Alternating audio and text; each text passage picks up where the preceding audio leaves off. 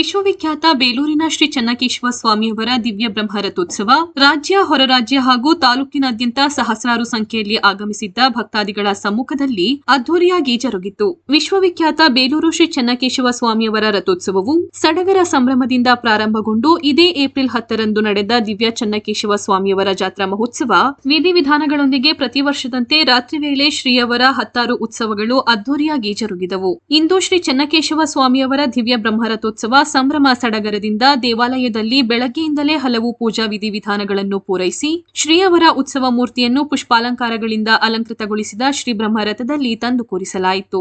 ಇದೇ ಸಂದರ್ಭ ರಥಕ್ಕೆ ಪೂಜೆ ಸಲ್ಲಿಸಿದ ನಂತರ ಬಾಳೆಕಂದಿನ ಕಂಬವನ್ನು ಕತ್ತರಿಸಿ ದೇವಾಲಯದ ಆಗಮಿಕರ ಸೂಚನೆಯಂತೆ ನಗಾರಿ ಬಾರಿಸುವ ಮೂಲಕ ರಥ ಎಳೆಯಲು ಚಾಲನೆ ನೀಡಿದರು. ಅಲ್ಲಿ ನೆರೆದಿದ್ದ ಸಹಸ್ರಾರು ಭಕ್ತಾದಿಗಳಿಂದ ಘೋಷಣೆಯ ಮೂಲಕ ಶ್ರೀರವರ ದಿವ್ಯ ಬ್ರಹ್ಮರಥವನ್ನು ದೇವಾಲಯದ ಆಗ್ನೇಯ ಮೂಲೆ ಸಮೀಪವಿರುವ ರಂಗಮಂದಿರದ ಬಳಿ ಭಕ್ತಾದಿಗಳು ಎಳೆದು ತರುವ ಮೂಲಕ ತಮ್ಮ ಭಕ್ತಿಭಾವ ಸಮರ್ಪಿಸಿದರು.